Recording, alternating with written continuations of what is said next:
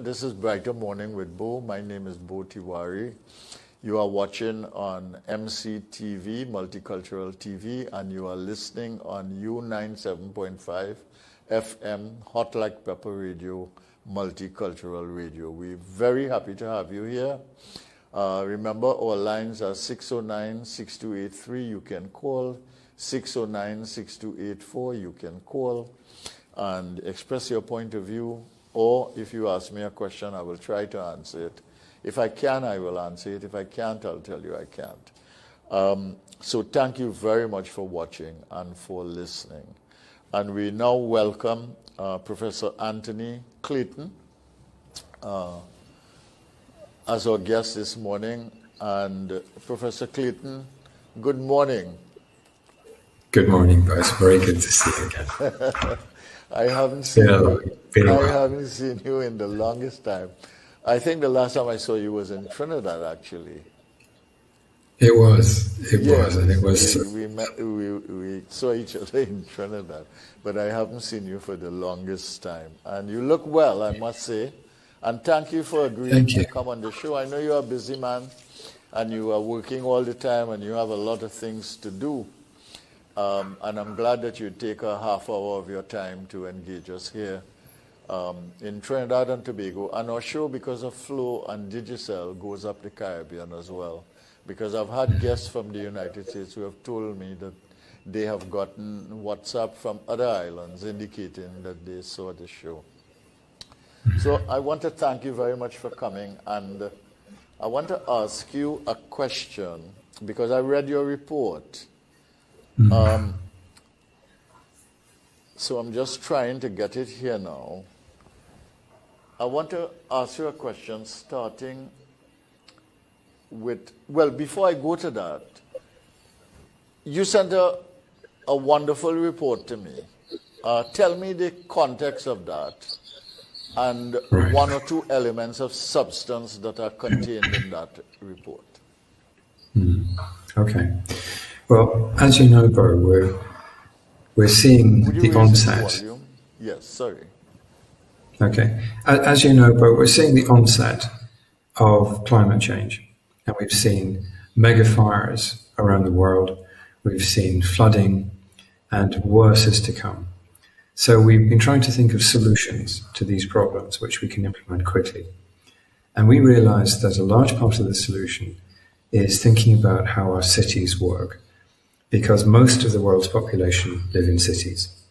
And over the course of the next 3 decades, the urban population of the planet is going to go up by about another 2.5 billion people.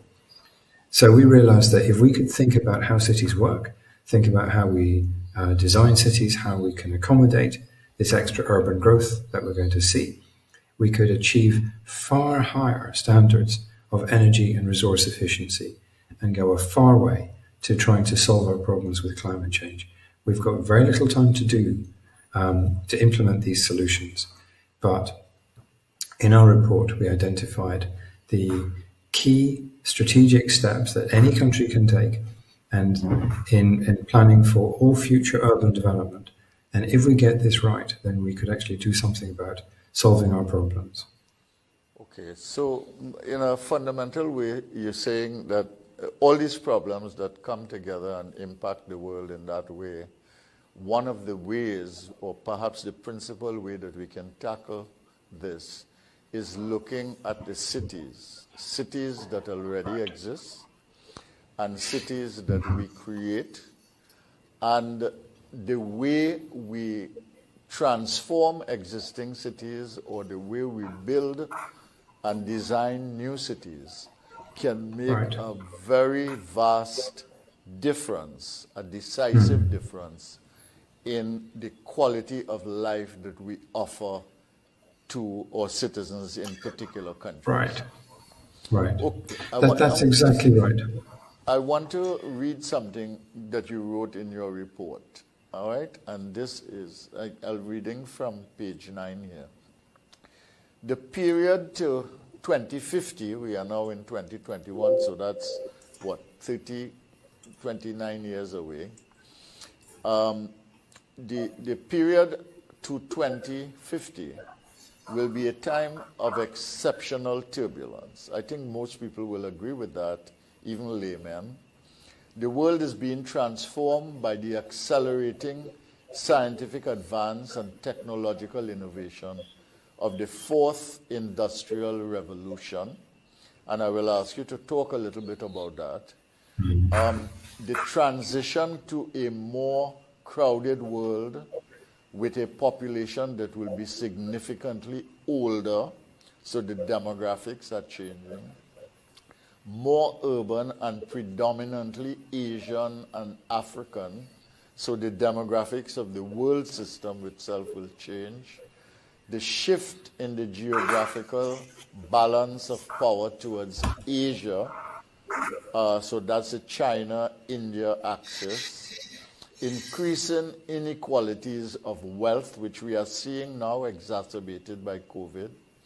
Increasing pressure on water, energy, land, and natural resources, and the potentially massive disruptions of climate change.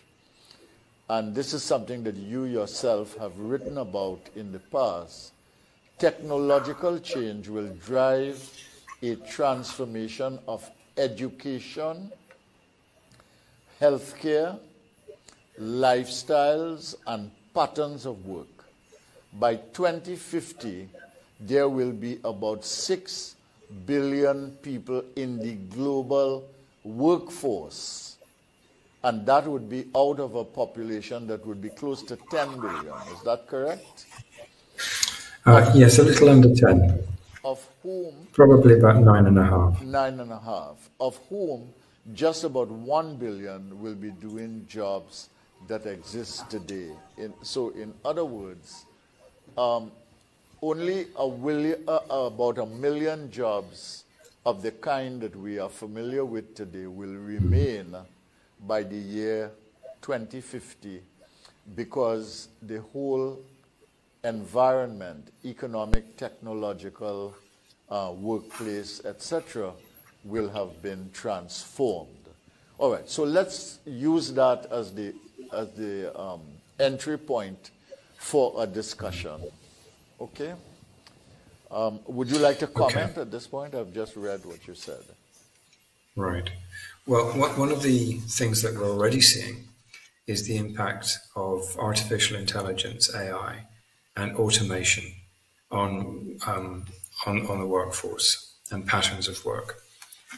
We're seeing AI now moving into even what we traditionally regarded as high-skilled areas like medicine, surgery, and dentistry.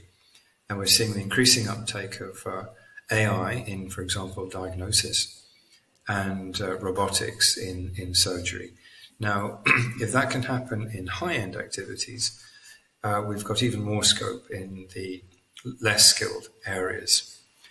And we are now looking at projections of somewhere between 25% and 80% of existing forms of employment.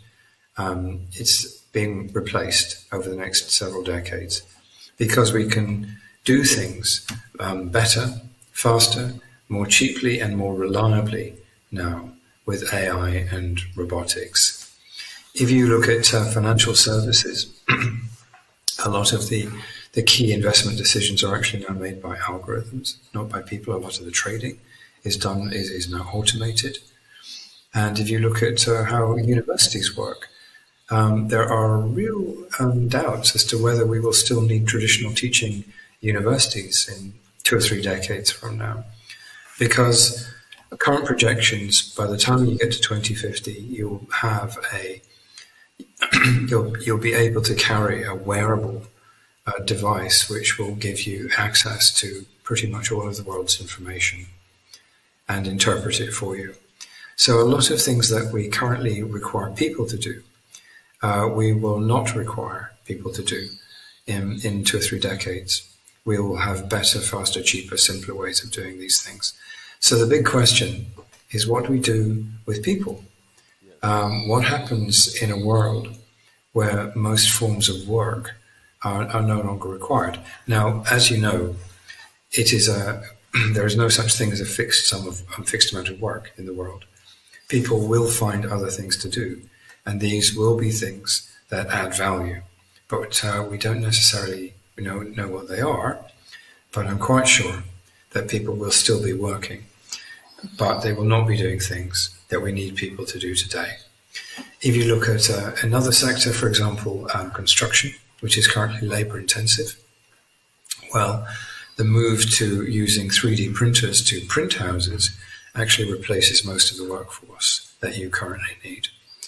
So the general pattern right across the board, the impact of AI and robotics and automation, is to replace human labour. In a few years' time, we're going to have to think about how we're going to handle the potential social disruption of having many people without any form of employment, and we have to think about how people are going to earn a living. We may have to look at some countries are looking at measures like basic income schemes to decouple what you consider as work and how you actually get an income. These are enormous social and economic transformations that we're going to be living through over the next 2 or 3 decades. Okay. I mean, you live in Jamaica. You have a good sense of the Caribbean. You are very well connected with the rest of the world, the industrialized countries, and you are connected with institutions all over the world. So you have a fair sense of what people are doing and thinking worldwide, but you also have a good sense of what is happening in the Caribbean and where we are in terms of our own levels of consciousness and our disposition or preparedness for the world that is coming. What would you say is the gap there? Where do you think we are, and what do we need to do in terms of consciousness, awareness, disposition to begin to prepare for that world that is coming to us at the speed of light? I would have to say that I think the level of awareness in the Caribbean is still very low, and we are going to be faced with some difficult decisions. Many governments in the region have been very concerned about levels of employment. They're concerned about the social consequences should the level of employment go down. But if it goes down substantially and permanently, then there will be potentially enormous social disruption. We do have to prepare for these changes now. And if we do so, if we think about our education and training systems and think about what it is we're training people to do, then we will have a much better chance of coming through this transition in good shape. We have to think about what it is we will be able to do in the years ahead on a competitive basis. What will be the structure of our economies in 20 or 30 years from now? Because I can guarantee you it will not look very similar to the structure of our economies now. Okay. So we have to be starting to engage with this. I'm afraid at this point there is very little evidence that any of the governments in the region are thinking about these challenges that are in our fairly near future. Okay. One of the problems with governments worldwide, but we see it very fiercely here in the Caribbean, is that we are concerned about today and the politics of today with the various stakeholders and citizens in the society, and we are concerned about the next election. Meanwhile, technology has no respect for today. It is focused on tomorrow.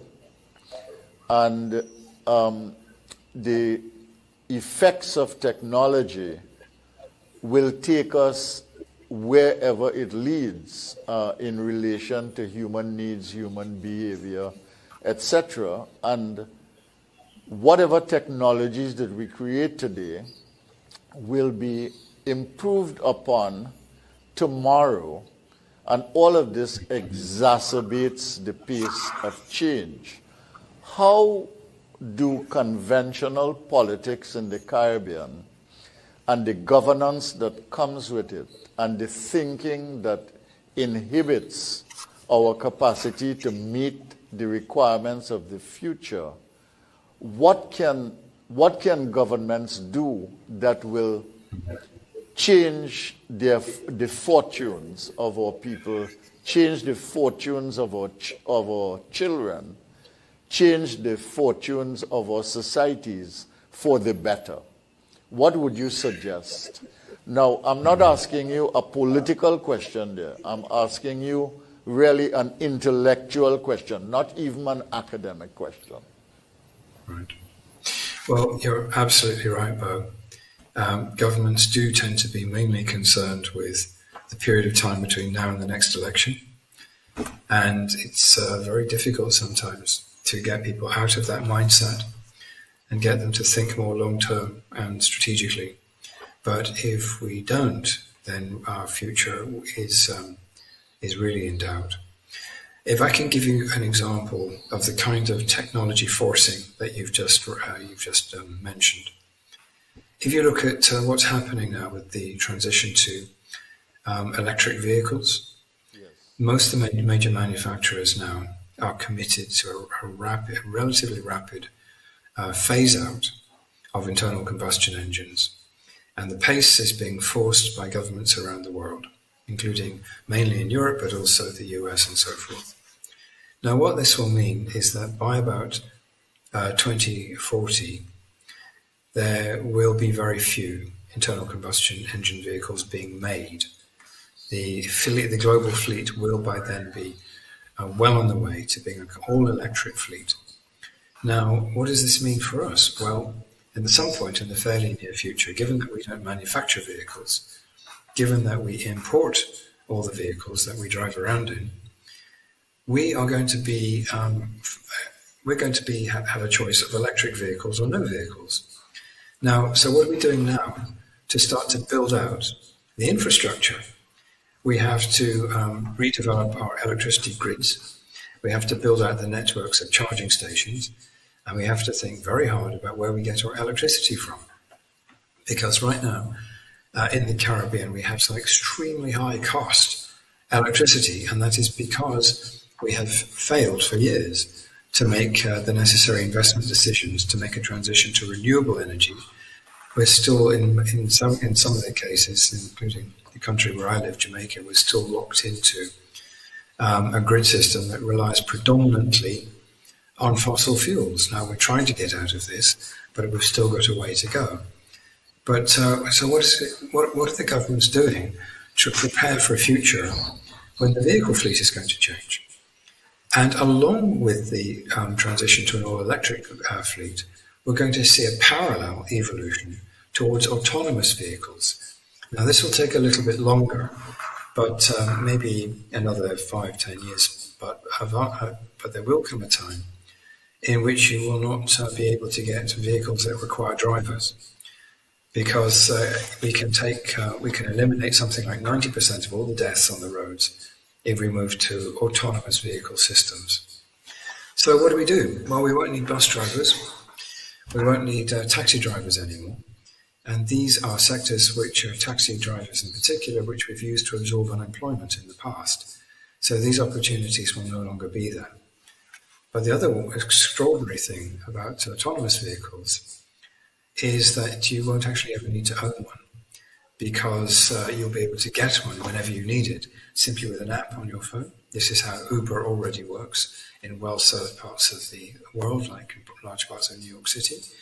You tap the app on your phone, and 90 seconds later, you have a vehicle. Now, if we have that kind of level of access to mobility, we can take something like 80 or 90% of the vehicles off the roads and still get the same level of personal movement and freight movement that we do now. This is why this is a particularly important technology in terms of solving climate change. But it means we have to rethink our whole transport system and our electricity grid system. Where are the signs that the governments in this region are actually engaged in that kind of rethink? I'm afraid that at this point there's very little. Okay, but you are suggesting in your report that the place to intervene, if a country wanted to intervene, are the cities.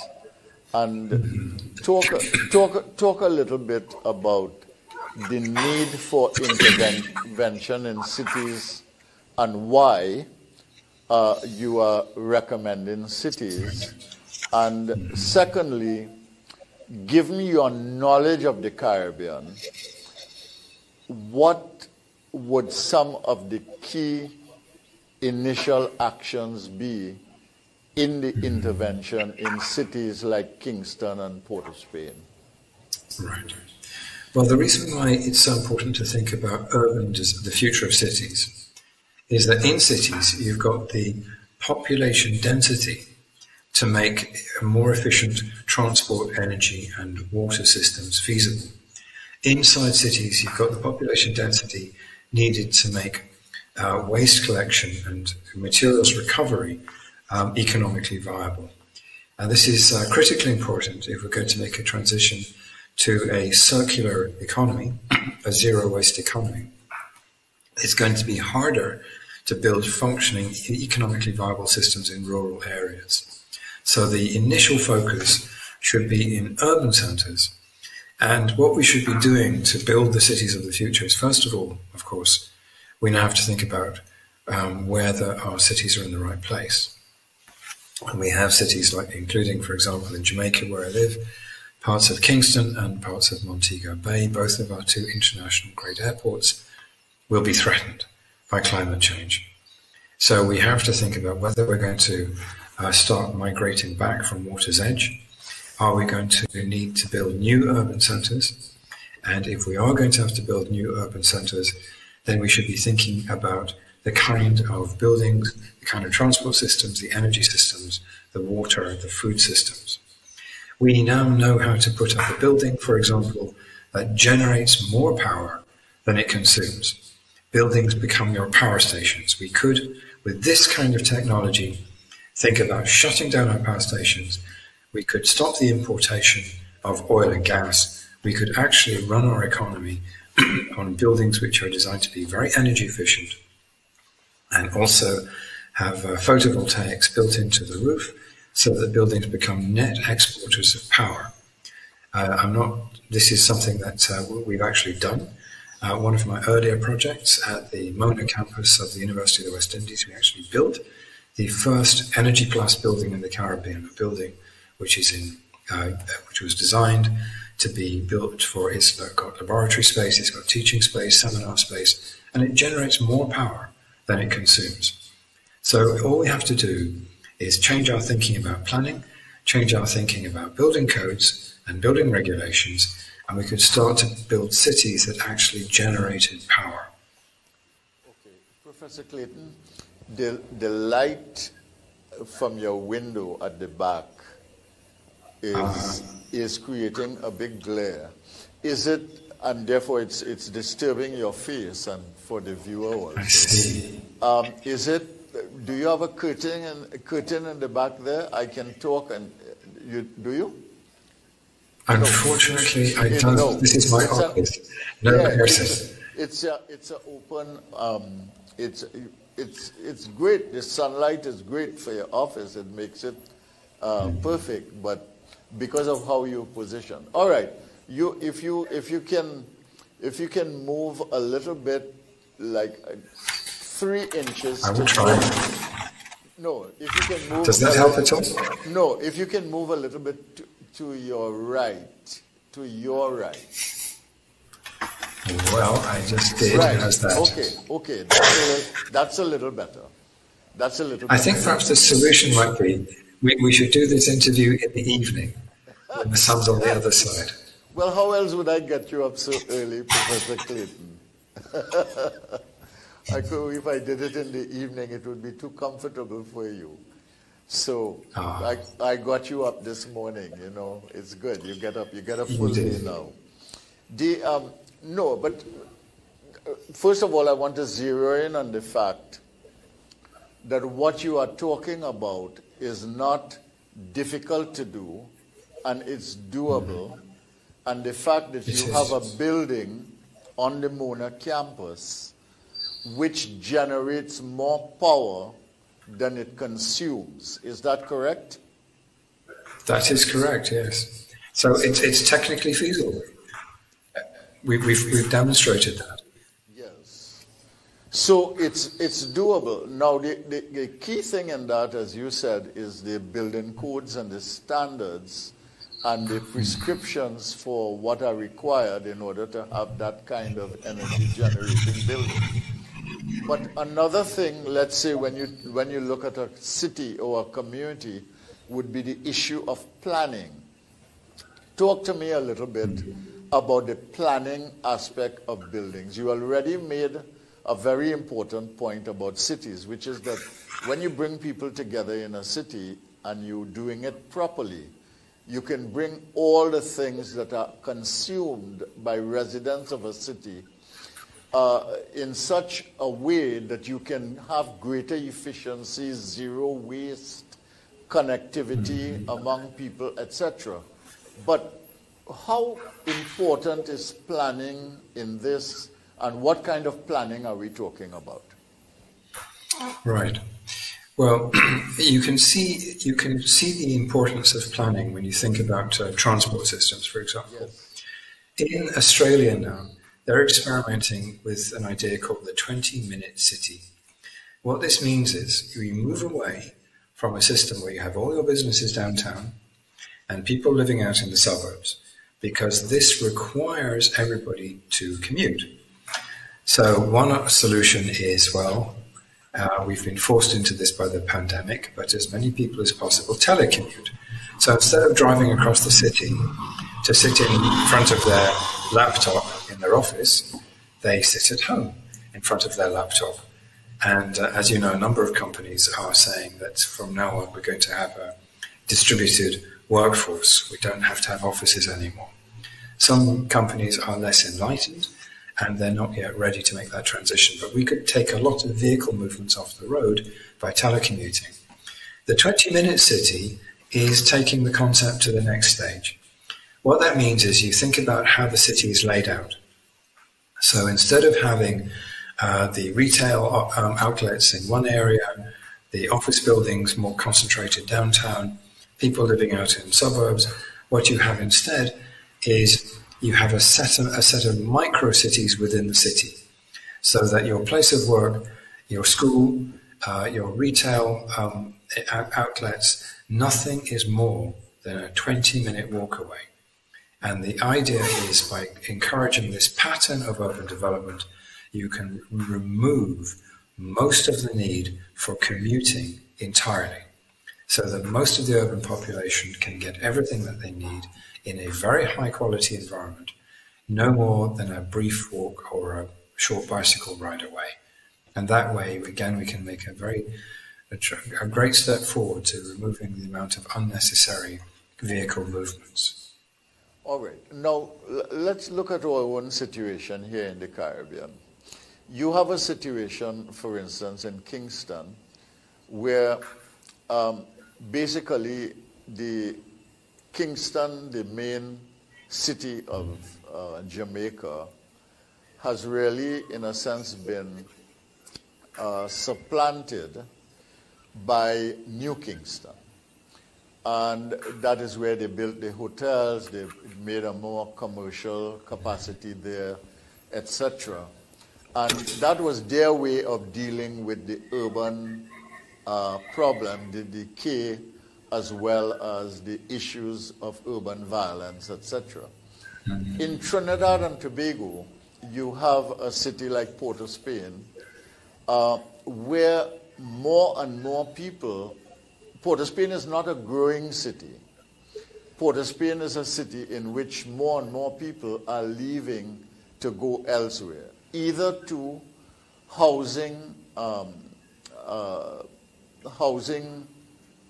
pools created by the government through government housing. So they create dormitory type housing where people move out of the city and go there. Or secondly, people might just choose to have a less challenging lifestyle than dealing with the urban environment all the time. So they might move to a rural area or a semi-urban area, or they might move to the suburbs. This is what is happening to two major cities in the Caribbean. One in Port of Spain, Trinidad, the other one Kingston and Kingstown in Jamaica. How do you intervene in that process to create some of the futuristic capabilities that you mentioned, to build sustainability into it?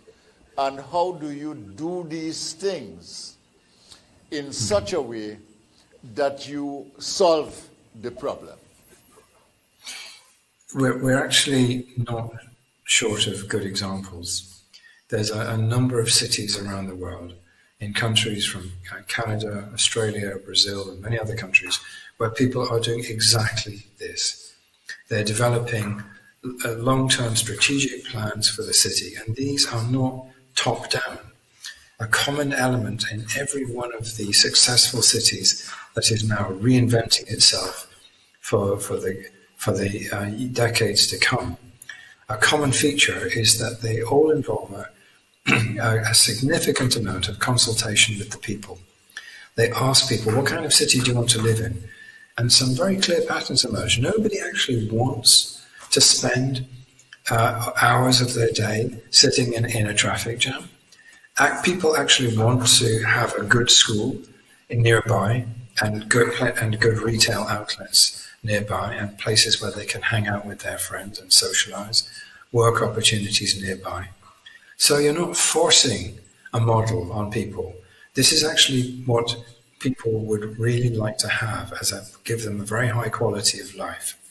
So cities like, for example, Vancouver have done these urban citywide planning exercises, asking the people what kind of city that they would like to live in, and then redesigning the city. Obviously, it takes decades to change the physical form of a city, but it does happen. So if you think about how we can take advantage of new technologies, how we can move to, for example, we're seeing in Holland, we're seeing the development of urban agriculture and large areas of the city now producing their own food as well as their own energy. We can now give people the cities that they would love to live in and take advantage of all of these technological developments which are happening now to very significantly reduce the energy and environmental cost of our current way of life. So we can use cities as the way to achieve the Sustainable Development Goals and give everybody a much higher standard of living. Now, you said something there that's very interesting. The city that you conceive of there, in terms of transition and transformation, is not a city in which you live in the city and you get your food from the rural area. The city is a place that has the capacity, because of technology, to generate all the things that it needs right there. Yes. I think that concept needs to sink in for people. So basically you are dealing with self-sufficient and self-propelling communities, whether they happen to be in the city or whether they happen to be elsewhere. Talk about that a little bit, because that is the essence of sustainability, isn't it? Yes, it is. At the moment, our entire economy is built on a linear model. Resources come in one end, we use them, and then they become waste, and then we have to dispose of them. And because most of us live in cities, you have the flows of energy, materials, raw materials, into urban centres, and then waste products coming out of cities. One of the main products of any city at the moment is waste. Now, we now have the technology, or we can see the technology in the pipeline, in development, which will enable us to transform this. Not only do we now know how to put up buildings that generate their own power and even export power, but in some countries, like I said, in particular in the Netherlands, you're seeing the development of urban agriculture. Now, this is not traditional agriculture, extensive agriculture. This is very efficient, intensive agriculture, producing very high quality produce, but it's so intensive that they're actually putting it on the roofs of buildings and up the sides of buildings, what's called vertical agriculture. So you now have buildings that actually are producing food and energy. And by building in grey water recovery systems, you can actually have a significant amount of the water that you need for your urban agriculture coming from patterns of domestic consumption. So the total amount of water you need, energy you need, and food you need, and other forms of material that you need goes down dramatically because you're starting to move towards a circular economy in which materials are constantly recovered and reused. Now, this is sustainable development, but it's not about necessarily about making huge sacrifices. You're actually talking about giving people a much higher quality of life than they have now, but for far less energy and resource cost. So this would actually take us a far way to solving the world's environmental crisis and giving humanity a future, a better future. I remember the United Nations producing a document, it may have been 15 years ago, maybe a little more, in which they talked about the food, water, energy stress nexus. And what you are suggesting with the circular economy approach to the sustainability of cities is really a solution to that problem. Because if you have energy generating buildings, if you have water capture in relation to the consumption patterns of the buildings, and enough water in the system to generate technology-driven, sophisticatedly organized agriculture that is efficient and effective, you solve that problem of the food, water, energy stress nexus almost building by building, community by community, and you can do it. Yes, you can. And if you look at Singapore, they are now getting about, I think, 40% of their water from sewage, because you can filter and process the water back up to potable grade. Now, that's not the only possible solution, but it does tell you that the water which we're currently using to flush our toilets, which is potable grade water, is not a very efficient way to use a critical resource. And if we think in terms of how we can recover and reuse grey water and harvest rainwater, then we can go a far way to reducing the total amount of water that we need to sustain human life and do so much more efficiently. Well, I had a conversation with a young engineer here yesterday, Kieran Ward from the St. Augustine campus, in which he is using sagassum and the polymers, natural polymers from sagassum, to create a plastic that is biodegradable and usable as plant fuel. And he is also using an attendant process in order to turn polluted water into potable water. So we have people in the Caribbean who are doing very important work. The problem is that we have a gap between the knowledge that we are creating and the things we know and the foresighting that people like you are doing, and policy making, planning, and governance systems. And that is our challenge. I just have a minute now. I'll give you a minute to comment on that, and we will have to go. Well, this gives me, sometimes it makes me feel a certain amount of despair that our political systems are still so apparently stuck in the past, still so wedded to old ways of doing things. We have the solutions in our hands, and we could be building a better future for everybody in the Caribbean, but our politicians are woefully slow to pick up on these ideas. And these are small societies. Grenada has 90,000, 100,000 people. St. Kitts has 40,000 people. Barbados has less than 300,000 people. We have 1.2 million. You have just over 2 million. I mean, the problem is the thinking. The problem is the scale. The problem is the approach, the planning.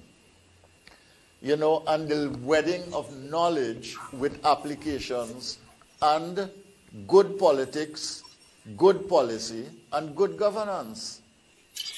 Well, I agree very much, Bhoe. And I have always believed that good leadership is people who are not scared to make difficult decisions and will do so in the best interests of the nation. Perhaps we don't have as many politicians of that caliber as we need. All right. Well, I think that's a good point on which, and I want to thank you very much, Anthony, for being part of this and for agreeing to come on so early. I know it's 1 hour earlier in Jamaica now, so I probably deprived you of a good cup of coffee before you started, but I'll make up for it next time you come to Trinidad. Anyway, take care of yourself. Thank you so much for contributing, and I hope that you'll agree to come back on the program again because there's so much to talk about. And we need to talk to people like you. Thank you very much. Good morning, everybody. Thank you so much for watching. Thank you so much for listening to U97.5 FM Multicultural Radio, Hot Like Pepper Radio, and MCTV, Multicultural TV. This is Brighter Morning with Bhoe, and we're on now to the news with Chanel Alsuran.